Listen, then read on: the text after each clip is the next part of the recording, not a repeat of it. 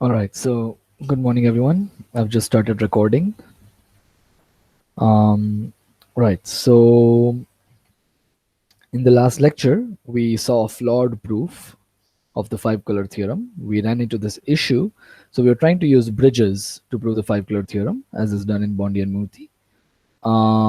Unfortunately, the proof is not correct because you find these two bridges, and the conclusion is that if they overlap, then that contradicts planarity. So you're done. The problem is that the two bridges you found may not be distinct. It may actually be the same bridge with four vertices of attachment v1, v2, v3, v4, right? And then the proof doesn't work. Then we don't know what to do, right? Of course, you can try to work in this framework and then try to fix the proof. Alternatively, you can just throw away this bridges framework because it doesn't seem to give elegant solution, or at least the only way I can see of fixing it is by using the concept of what we will see Kempe chains inside bridges and then fixing the proof. But then you're not really going to make use of bridges. So I'm just going to throw away the bridges and go to Kempe chains and show you a proof of this theorem using Kempe chains. Right. We did, however, see another proof of the five color theorem towards the end of the last lecture, which is based on the fact that K5 is not a subgraph of any planar graph. And so you contract these two edges, and then you apply induction. All right, so I won't go through the details, but we went through the details last time, right? So it uses just the fact that K5 is not a subgraph of your graph. And other basic facts about planarity, like contracting an edge preserves planarity, right? Okay, good. So what I want to do today is I want to first fix the flawed proof. It's going to look very similar to the flawed proof, except that instead of bridges, we are going to use this concept called Kempe chains. Okay, I'll define it inside the proof itself. I won't define it separately. Okay, good. Are there any questions or concerns before we proceed with the fixed proof?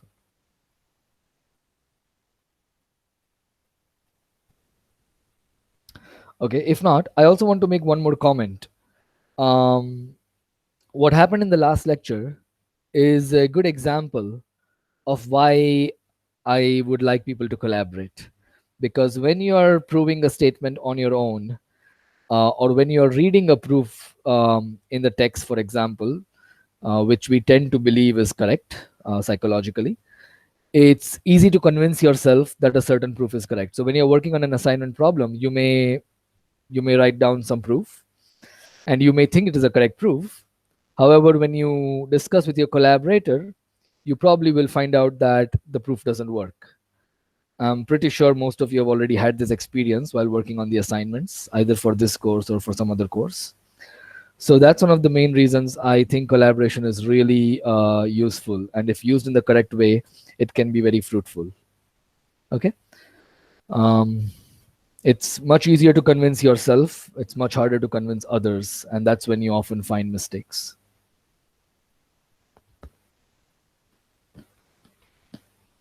Okay, good. So let's go back to proving this theorem. So we are again proving by induction on the number of vertices.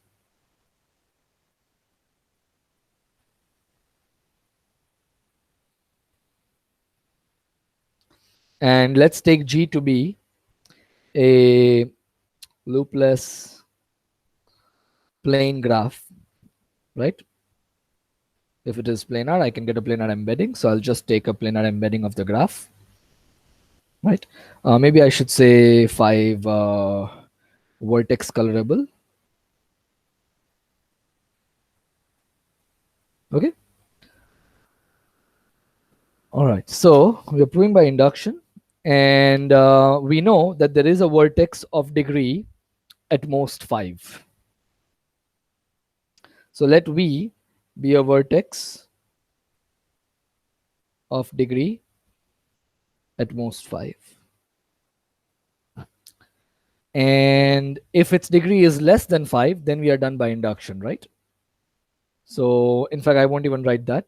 I will just say that G minus V has a 5 vertex coloring, has a proper 5 vertex coloring.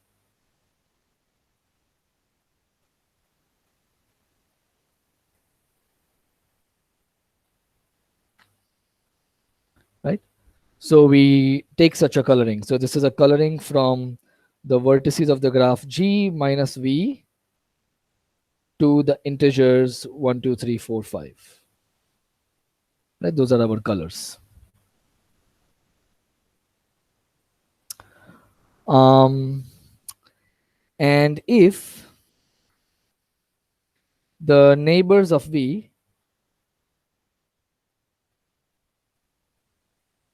don't use all 5 colors, then we are done by the induction hypothesis. When we are done, we just give the remaining color to the vertex V. Okay, so I won't even write that. So we may assume that. So now suppose V has 5 neighbors, V1 up to V5, and color of Vi is equal to I, right? Adjust notation. And further, I'm going to make my planar embedding so that I see the vertices V1, V2, V3, V4, V5 in that cyclic order around the vertex V. Okay? So adjust notation as shown in the figure. Okay, the cyclic order is important.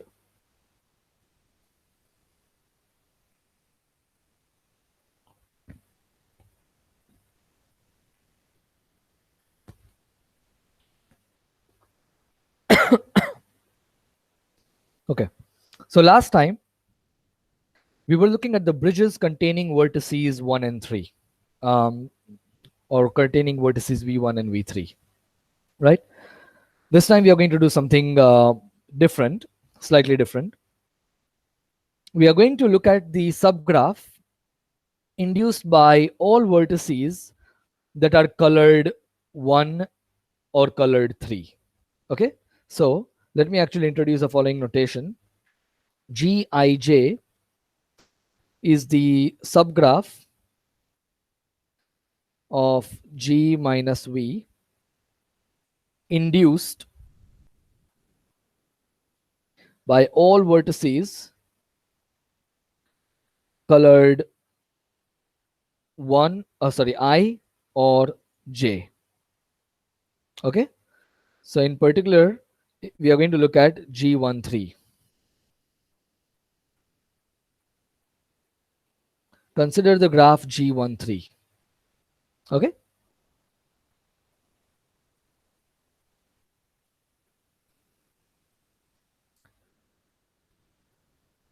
so this graph could have some components, right? Supposing that the component that contains the vertex V1 does not contain the vertex V3. So suppose that V1 and V3 lie in distinct components of G13. Okay, so if you like, you can think of 1 as being colored red and 3 as being colored blue, right? So we're looking at all the red and blue colored vertices and the subgraph induced by them. Okay, so let's look at this red blue colored subgraph of the graph. And if the two vertices V1 and V3 they lie in distinct components of this subgraph, then what can we do? Anyone? I claim in this case we can do something similar as we did in the last lecture, and we will be done with the proof.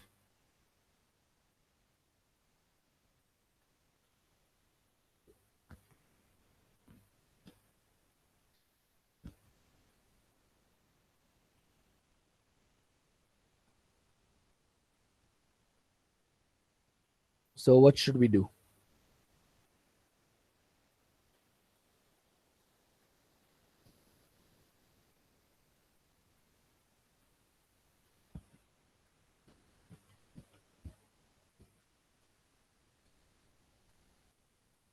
No ideas?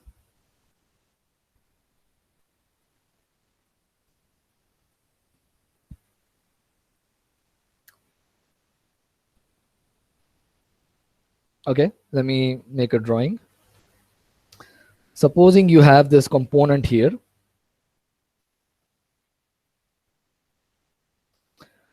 This is a component formed by the red and blue vertices, where red is 1 and blue is 3. So all the vertices in this component, they are going to be colored red or blue. So the neighbors of red will have to be blue, and the neighbors of blue will have to be red. Sorry, I'm also coloring the edges because I'm a bit lazy. Okay, so if this is a component induced by the red and blue vertices, and it contains V1 but does not contain V3 as I've drawn, then what can we do?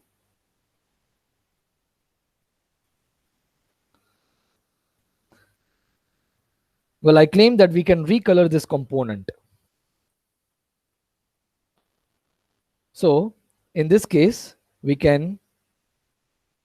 recolor the component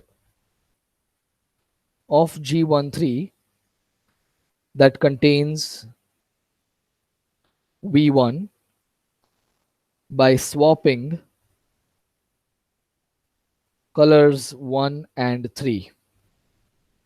Note that this will give us another proper 5-vertex coloring of the graph, and now V1 and V3 both will be of blue color. This yields a proper 5-vertex coloring of G minus V, where V1 and V3 receive the same color. And so now we are done, right? We give the remaining color. In this case, both will be colored blue. So I give the red color to the vertex V. So we are done, right? So now we may assume that V1 and V3 belong to the same component of G13. Now suppose that V1 and V3 belong to the same component of the graph G13. This is great news, because if they belong to the same component, then there is a path between them. And we're going to use this path to make a cycle, and then we're going to apply the Jordan curve theorem. Okay, so let's draw this path. Let P13 denote a V1, V3 path in the graph G13, right? So this is a graph where all vertices are red and blue in color. So what will a path like this look like? Well, a path like this starts at V1 and ends at V3, and all the vertices on the way have to be red or blue. That means that they must alternate in color. So if you have a blue vertex, you'll have a red vertex after that. I'll just leave some gaps to make it easier for me. So your path has to look like this.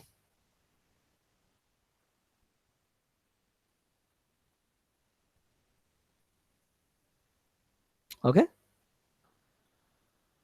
good. So we have a red-blue path joining the vertices V1 and V3. This path is a part of, maybe let me not use color.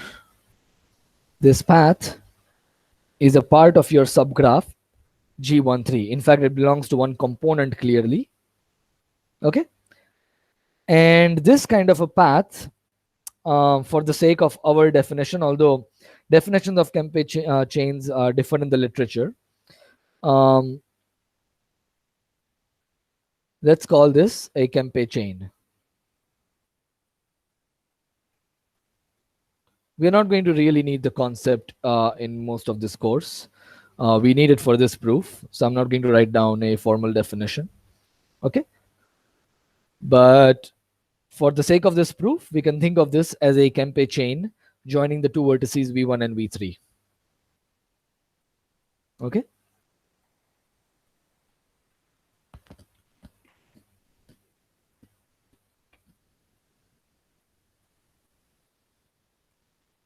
Good. What do you think we are going to do now? Does anybody have any idea what we are going to do next? Any suggestions on what we could do to finish the proof?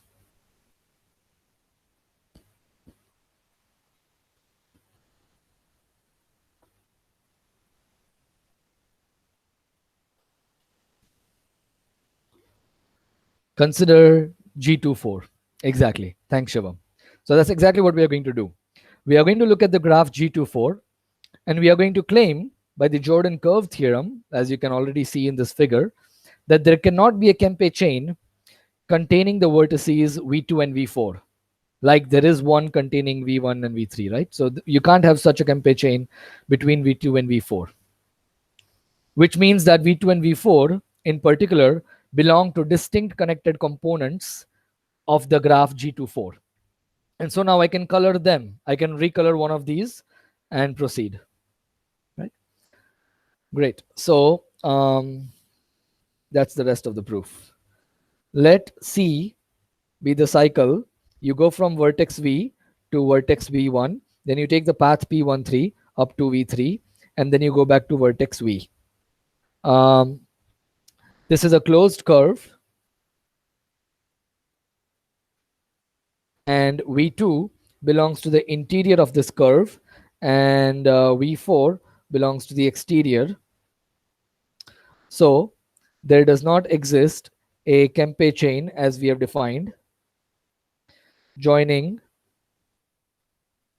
V2 and V4 by the Jordan curve theorem. Okay, any such chain would have to cross the curve and that would contradict planarity, the planar embedding that we have got. Okay, therefore, in particular, V2 and V4 belong to distinct components in the graph G24. So we may recolor the component of G24 that contains V2, for example, and we are done. Right? I won't write down all the other details. You get the point. You get a proper 5 coloring where 2 of the vertices V2 and V4 have the same color. And now you give the remaining color to the vertex V. Okay? Any questions or concerns with regards to this proof?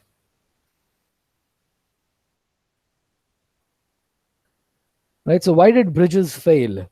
Bridges failed because they are a bit too generic. Kempe chains, notice that they are much more precise.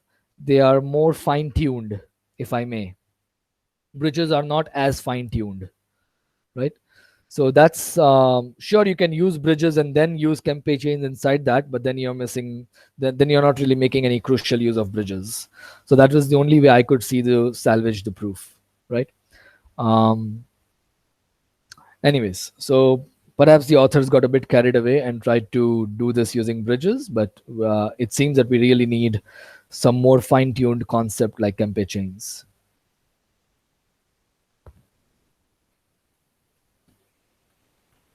Okay, good. So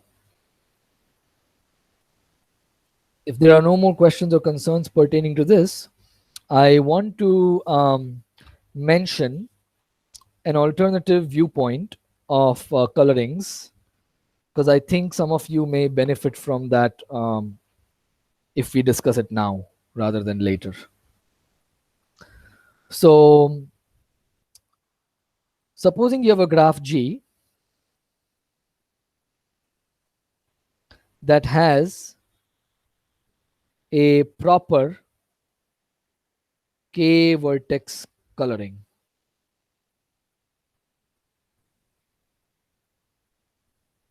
And for now, let us pretend that K is equal to 3. Okay.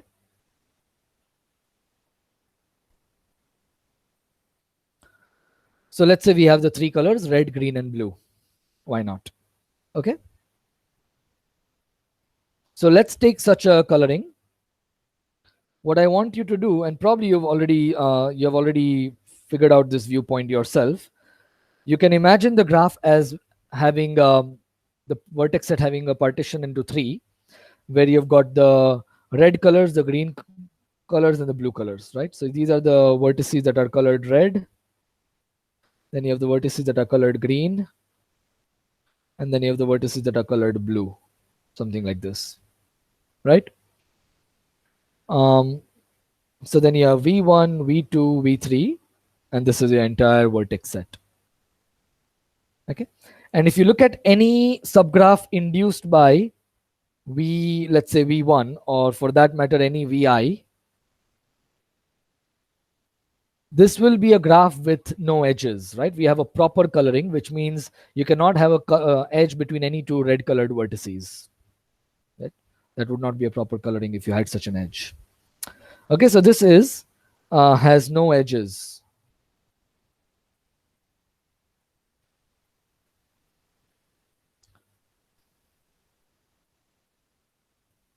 Okay, good. So that brings us to the following definition: stable set,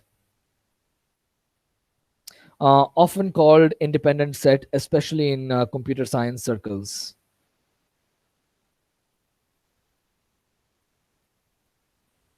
I am going to use a stable set. That's what Bondi Murthy used, and it's what I am also used to, right? So a set S of the vertex set of a graph is stable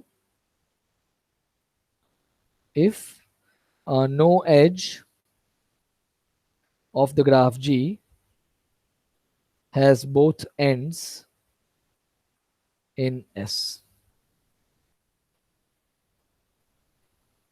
Okay, and now you can think of being properly K colored, or a graph having a proper K coloring is the same as saying that you can partition the vertex set into at most K stable sets. Okay. I say at most because if you can partition the graph into three stable sets, the graph is three colorable, but then we also going to say the graph is five colorable, right? Some colors have not been used, so that does not contradict the definition, right? So that brings us to good. So let me just put down this observation: a K vertex coloring of a graph G may be viewed as a partition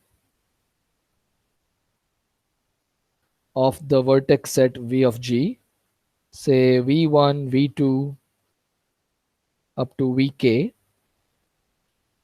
where Vi denotes the set of vertices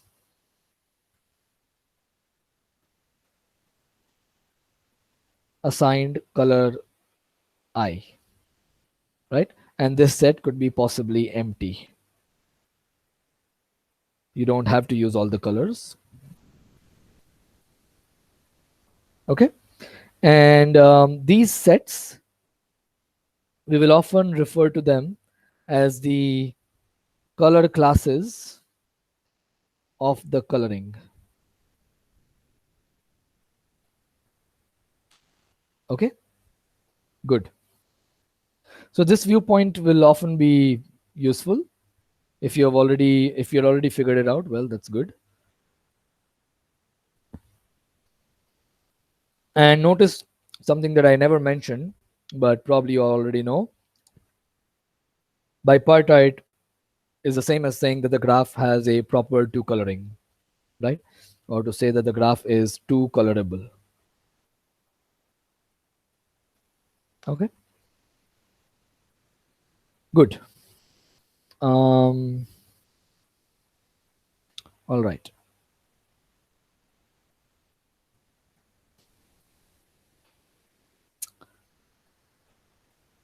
Okay, so let's go back to what we did earlier. Let's go back to the history of the four color theorem. So, okay, no, not this. Sorry. What am I looking at? Vertex colorings, coloring planar graphs. Okay, right.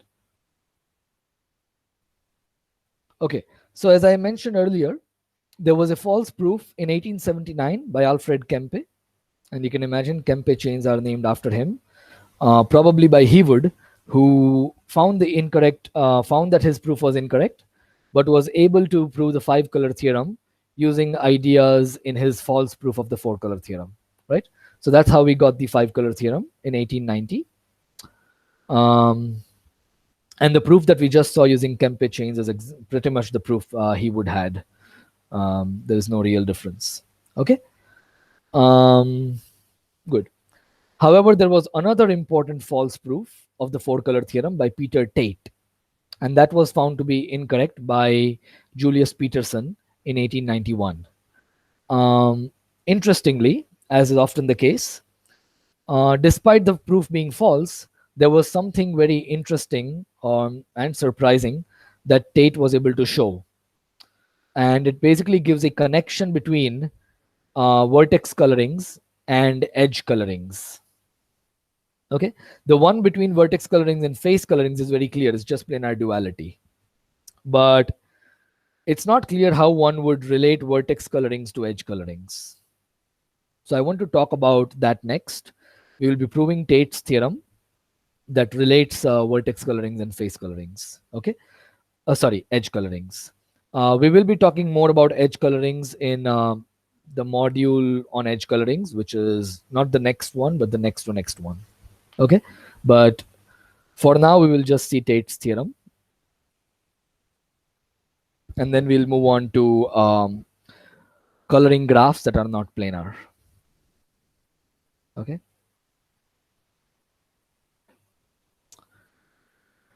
Good.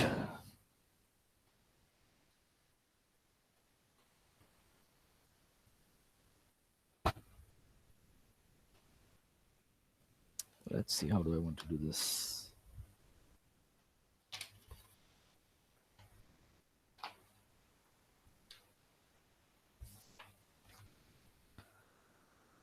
Okay.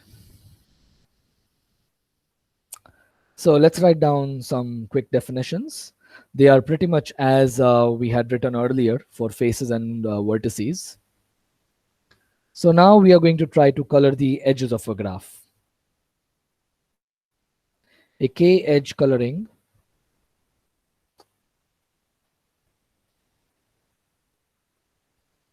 of a graph is an assignment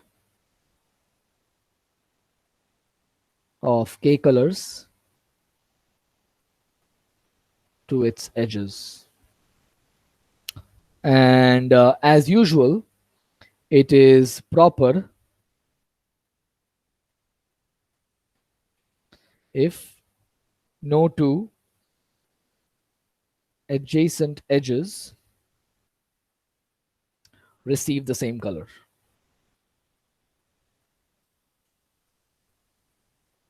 One way to think about this is if you look at any vertex of the graph V, then if you look at all the edges incident at this vertex, they will be colored differently from each other. So if you have three edges, you should have three distinct colors. If you have five edges, you should have five different distinct colors, right? If you check this for every vertex, then that's the same as saying that no two adjacent edges receive the same color.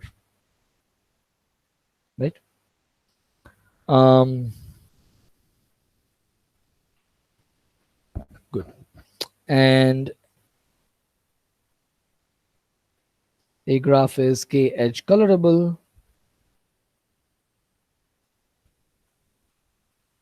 if it has a proper k-edge coloring.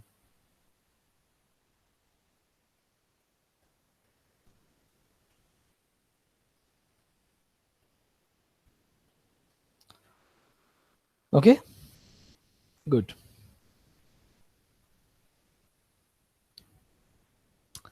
So let me ask you the following question.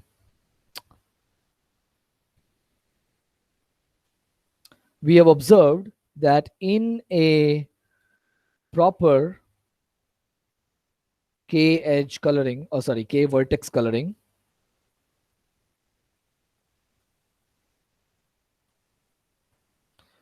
of G, each color class corresponds to a stable set of G, right? We just noticed that, observe that. So my question to you is, what about a proper K edge coloring? So if I look at a proper K edge coloring, let's say my edges are colored red, green, and blue. Let's say K is equal to 3. What does each color class look like? So if I look at all the red edges, what will they form in the graph? We have not yet defined this concept in the course, but I'm assuming some of you have seen this concept in a previous course. So that's the reason I'm asking this question. So if you look at any color class, what does it look like?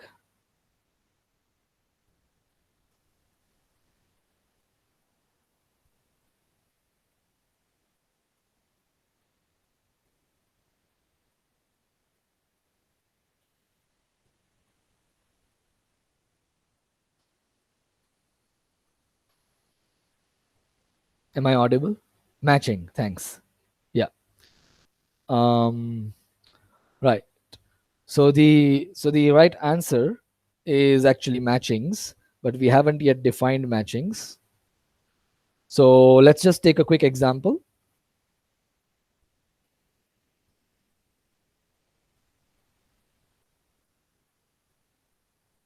Okay. So this graph is, I know it's definitely 3 colorable, but let me give you a 4 coloring to make it a bit more interesting. So let's say I put this red, red, green, green, and green, let's say. And let's say I make this blue and blue.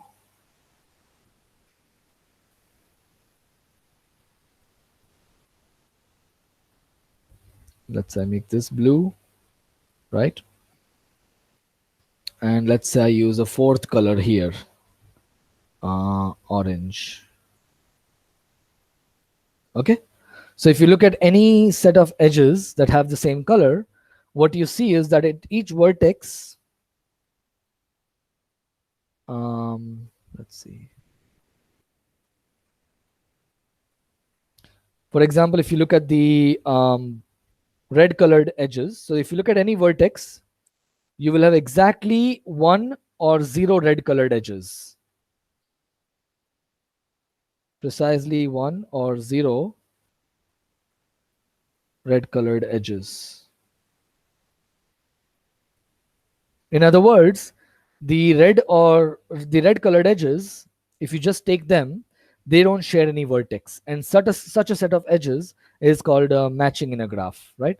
So every color class looks like a matching. Okay. So a set F of the edge set of a graph G is a matching if for each vertex the intersection with the set F is either 0 or 1.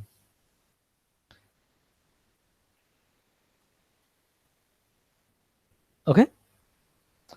And a case that is particularly interesting to graph theory and also outside of graph theory is that of a perfect matching, when you can match all the vertices with some other vertex. So it is never zero, the intersection is always one.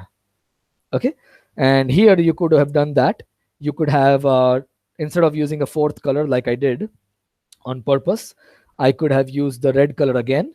And now what I have is a 3-edge coloring of this graph, and each color class in this example is a perfect matching of the graph. So let's say it is perfect if this intersection is always equal to 1.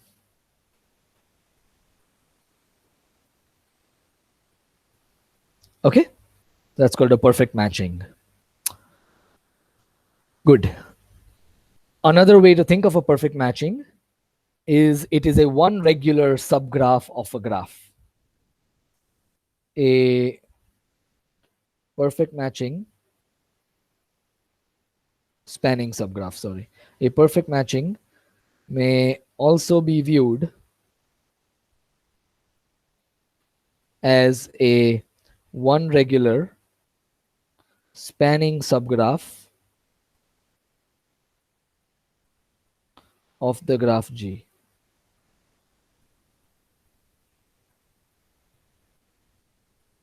Okay, so hopefully all of this is clear. Just requires some observations and thinking. Okay, good. So, well, why is it that in this particular example, a 3-edge coloring, so in this example, we have a 3-edge coloring, and each color class induces a perfect matching. Why? Why is this happening in this example? We have a 3-edge coloring, and every single color class corresponds to a perfect matching. Is there a reason why this is happening in this particular graph?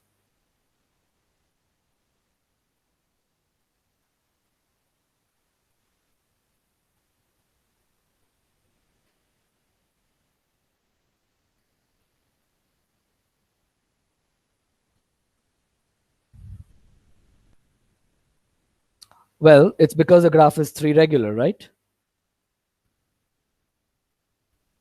In particular, notice that if you have a k regular graph, if G is a k regular graph,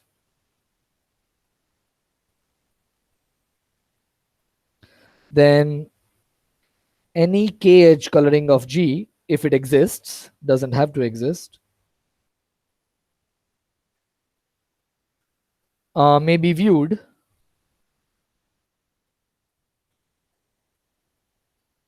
well,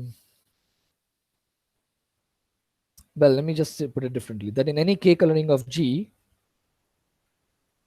each color class corresponds to a perfect matching of G. Okay, so we'll be studying a lot more about matchings later. Right now, I just wanted to relate matchings and edge colorings, since we are discussing about edge colorings. Okay, good. So now, let me tell you what Tate's theorem is about. It's this really beautiful theorem that relates vertex colorings. We will actually look at face colorings, yeah, to edge colorings, but face colorings are related to vertex colorings. So in that sense, it relates the two.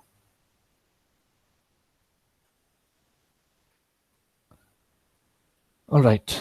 So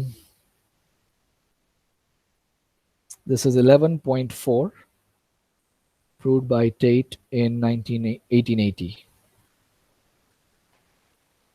He proved that a hmm, okay. Well, okay, let me not tell you the theorem right away. So he basically proved that the four color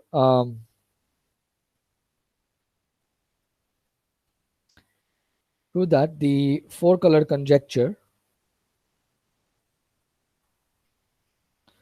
is equivalent to the following conjecture, which of course now is a theorem. It says that if you take any cubic plane graph, every three connected cubic plane graph is three edge colorable.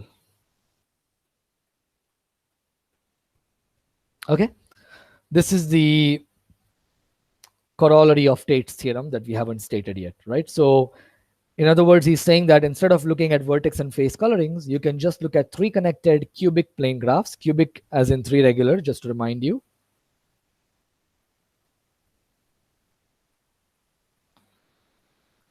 Then you can color the edges in three colors. In other words, the edge set can be partitioned into three disjoint perfect matchings, right? This is the same as saying that the edge set may be partitioned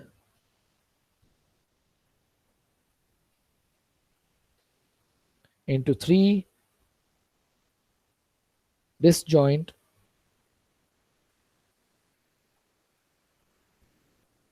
perfect matchings. Okay, so we are going to prove this equivalence. This equivalence we will be proving, and I just want to outline the reason why it is equivalent, and then we will show we will state Tate's theorem and prove it in the next lecture. Okay.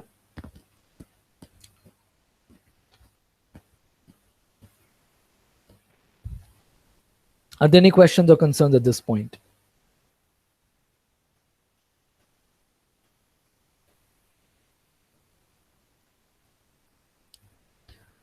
Okay.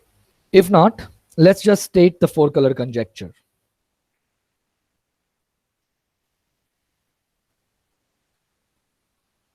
Every loopless planar graph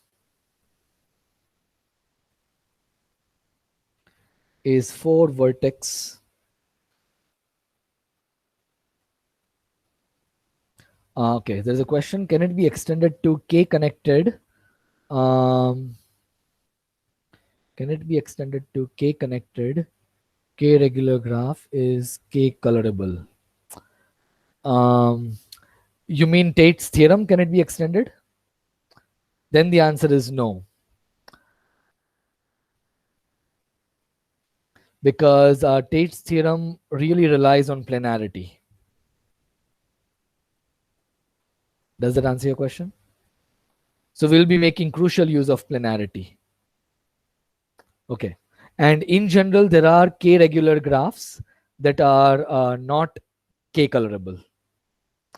What you can prove, and we will prove in the edge coloring module, is that they are k plus 1 colorable. And that is actually, that leads to a very interesting dichotomy of graphs that I will be talking about later. But in general, if you take a k regular graph, it may not be k colorable. It may require k plus 1 colors. And there is a theorem of Wissing which says that k plus 1 colors suffice. We will be proving that in the course later. Okay. But yeah, Tate's theorem is specifically applicable to planar graphs. I don't know of any extensions or generalizations of Tate's theorem. What I know is that it can be considered as a special case of integer flows in graphs, which is chapter 21 in the text, which we are not covering. So you can think of this theorem as a sort of introduction to integer flows. But yeah, we'll not be covering in this course. Okay. So anyways, so let's go back to the four color conjecture. It says that every loopless planar graph is 4-vertex colorable. And as we have discussed earlier, we can add as many edges and then find a 4-vertex coloring. So this is equivalent to saying that every simple 3-connected triangulation is 4-vertex colorable, because triangulations are basically maximal planar graphs, right? So you add as many edges as you can, and at that point, every face will be bounded by the boundary of each face will be of length 3 or degree 3, right? Good. But now we can apply duality.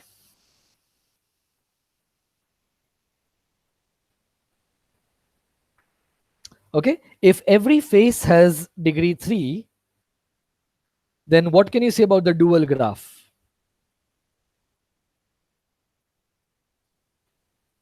Every vertex has degree 3. So now, instead of coloring the vertices of my original planar graph, I could color the faces of my dual planar graph, right? And the dual graph will be a cubic graph. Okay, so this says that every 3-connected cubic graph, cubic plane graph, because we are taking the dual, is 4 face colorable, right? So this equivalence follows from duality, right? We didn't prove in the course, but the dual of a 3-connected graph is another 3-connected graph. So that's how 3-connectedness is maintained, and the triangulation becomes a cubic graph. Okay, and instead of vertices, we are now coloring faces. All right. So if we prove this statement, we would have proved the 4-color theorem, right? And we will show that this is equivalent to the 3-edge coloring version of Tate. So theorem of Tate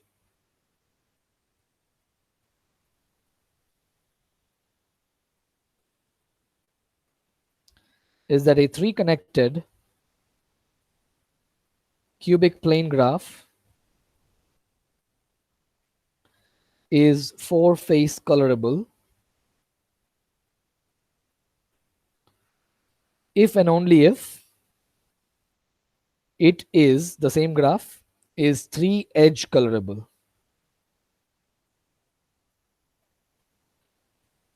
Okay,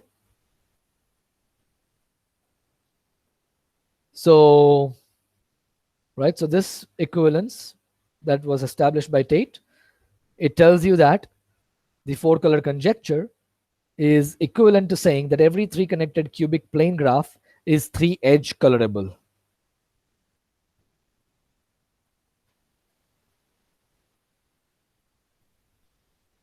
Okay, so what we'll do in the next lecture is we'll prove Tate's theorem. We will take a 3-connected cubic plane graph. We will take, in one direction, we'll take a 4-face coloring, and from that we'll find a 3-edge coloring of that graph, a proper 3-edge coloring, right? And in the other direction, we'll take a proper 3-edge coloring, and from there we will find a proper 4-face coloring. So those are the 2 directions we need to prove, and it establishes this beautiful link between vertex and face colorings and edge colorings. And this is perhaps one of the ways edge colorings became a research topic as well, right? So one of the questions people often have in graph theory is that, well, you can color anything, can you just color whatever you like and invent problems? Well, the truth is they are all connected with each other. So these vertex colorings, face colorings, edge colorings, they don't exist completely in isolation of each other. They are all related. Especially when you study planarity, there are very beautiful connections between these different colorings of a graph. Okay. Also, I never talked about the applications of colorings because that's not the point of this course. But you may have already seen that in computer science, when you do register allocation, or you might see it in the future courses, it basically turns out to be a graph coloring problem. And there are other problems that are more applied, where it turns out that the fundamental underlying problem is nothing but a graph coloring problem, right? But anyways, I won't be talking too much about applications in this course, right? We'll be focusing on the theory. Good. So next lecture we'll prove Tate's theorem tomorrow, and then we will move on to coloring general graphs. And one of the main theorems we'll be proving there is Brooks theorem that you may have seen in a previous course, but hopefully you won't have seen the proof, so that will be new. Okay. Good. So that's all for today. Are there any questions or concerns? I'm still here for another few minutes.